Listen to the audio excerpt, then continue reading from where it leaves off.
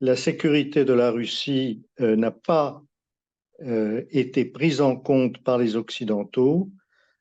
En réalité, il me semble que les Occidentaux voulaient, euh, grâce à cette crise, détruire le potentiel politique et militaire russe et l'économie. Notre ministre des Affaires, enfin notre ministre de l'économie, Bruno Le Maire, le ministre français, déclarait le 1er mars de l'année dernière que le but était de détruire l'économie russe, de mettre l'économie russe à genoux. Évidemment, ça n'a pas été possible parce qu'il y a eu une mauvaise analyse de la situation réelle de la Russie. Alors que les Occidentaux pensaient que la Russie était faible, que le pouvoir du président Poutine était faible, il s'est avéré que ce n'était pas du tout le cas.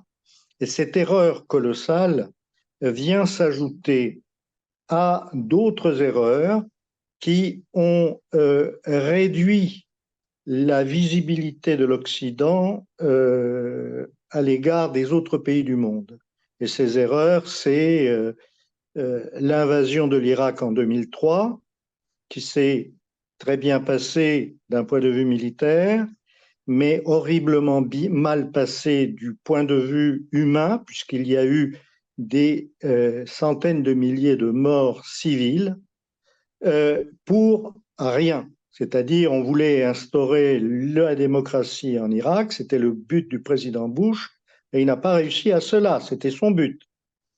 En Afghanistan, depuis 2001, les États-Unis étaient présents et ils ont été obligés de partir d'une manière catastrophique il y a 3 ans.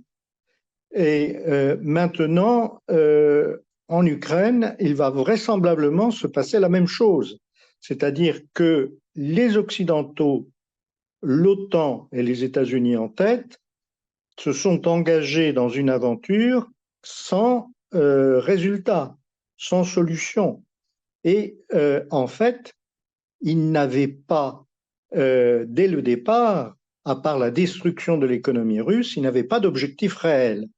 Je crois qu'aujourd'hui, il y a un mouvement global de ce qu'on appelle le Sud global. Si on ajoute à ce Sud global la Chine, l'Inde, les pays du BRICS, ce mouvement est puissant, il prend de l'importance et donc il constitue aujourd'hui une alternative à ce qui était précédemment la dominance, la domination des États-Unis et de ses alliés de l'OTAN, ses alliés européens.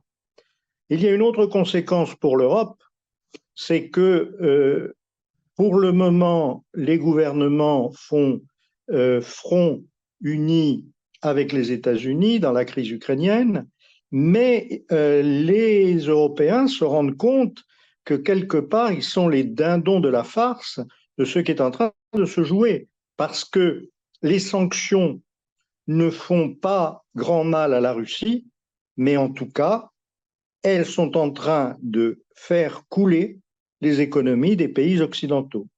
L'Allemagne est entrée en récession au premier trimestre. La France, malgré les trucages des chiffres, est en train de suivre la même pente. Et les autres pays européens ne sont pas mieux à l'approche en plus de l'hiver. Si l'hiver est rude et que on n'est pas en Europe préparé à, si on n'a pas suffisamment de réserves de carburant et si on n'a pas suffisamment d'éléments qui nous permettent de tenir, de produire de l'électricité cet hiver, c'est-à-dire le gaz principalement, mais également d'autres matières.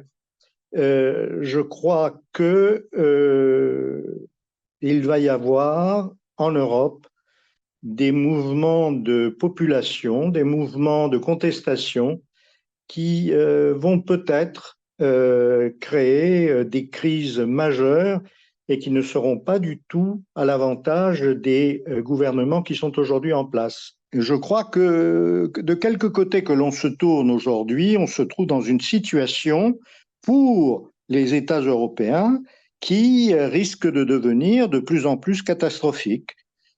Euh, L'Allemagne est entrée en récession, la France n'est pas en meilleure position et les autres pays européens, l'Italie, l'Espagne, ils sont à la remorque des économies allemandes et françaises.